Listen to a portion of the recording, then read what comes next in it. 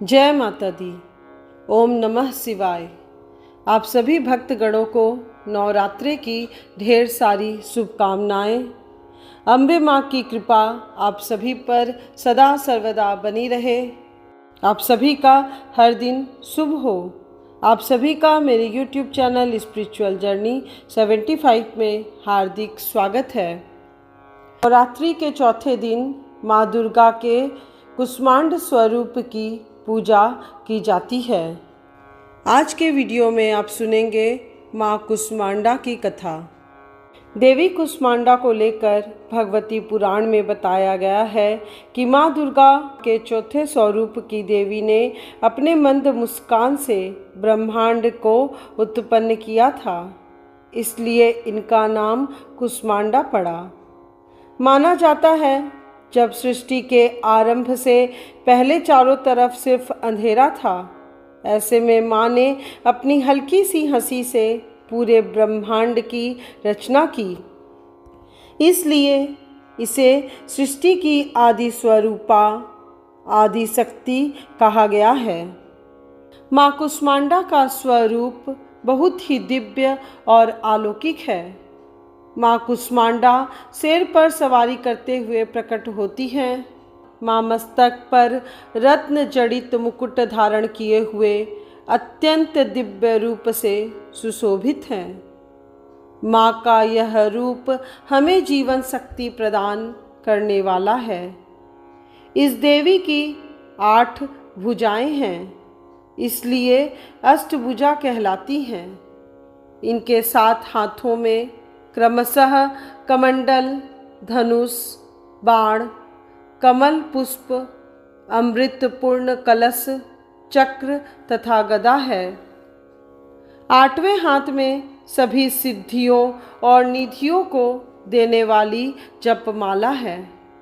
इस देवी का वाहन सिंह है और इन्हें कुम्हड़े की बलि प्रिय है। संस्कृत में कुम्हड़े को कुष्मांड कहते हैं, इसलिए भी इस देवी को कुष्मांडा कहा जाता है। माँ कुष्मांडा को पेठे और मालपुए का भोग लगाना चाहिए। माँ कुष्मांडा को पीला रंग सबसे प्रिय है। माँ की पूजा में पीले फल, पीले वस्त्र, पीली मिठाई और पीले फूल भी अर्पित करने चाहिए। इस देवी का वास सूर्यमंडल के भीतर लोक में है। सूर्यलोक में रहने की शक्ति क्षमता केवल इन्हीं में है, इसलिए इनके शरीर की कांति और प्रभा सूर्य की भांति दैदीप्यमान है। इनके ही तेज से 10 दिशाएं आलोकित हैं। ब्रह्मांड की सभी वस्तुओं और प्राणियों में इन्हीं का तेज व्याप्त है।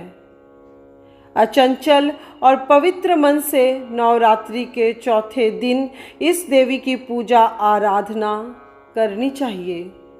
इससे भक्तों के रोगों और शोकों का नाश होता है तथा उसे आयु, यश, बल और आरोग्य प्राप्त होता है। यह देवी अत्यल्प सेवा और भक्ति से ही प्रसन्न होकर आशीर्वाद देती है। सच्चे मन से पूजा करने वाले को सुगमता से परम पद प्राप्त होता है। विधि विधान से पूजा करने पर भक्त को कम समय में ही कृपा का सूक्ष्म भाव अनुभव होने लगता है।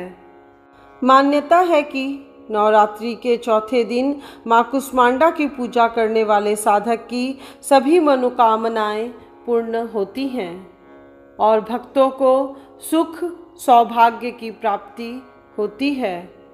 माँ कुष्मांडा को लेकर ऐसी मान्यता है कि पढ़ने वाले छात्र यदि कुष्मांडा देवी की पूजा करें तो उनके बुद्धि विवेक में वृद्धि होती है।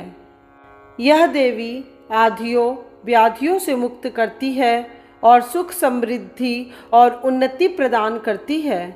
अंततः इस देवी की उपासना में भक्तों को सदैव तत्पर रहना चाहिए। आज की यह कथा यहीं पूर्ण हुई। कल के वीडियो में आप सुनिए माँ स्कंद माता की कथा। यदि आज का वीडियो आपको पसंद आया हो तो वीडियो को लाइक, शेयर और चैनल को सब्सक्राइब करें। साथ ही कमेंट बॉक्स में जय माता दी जरूर लिखिएगा।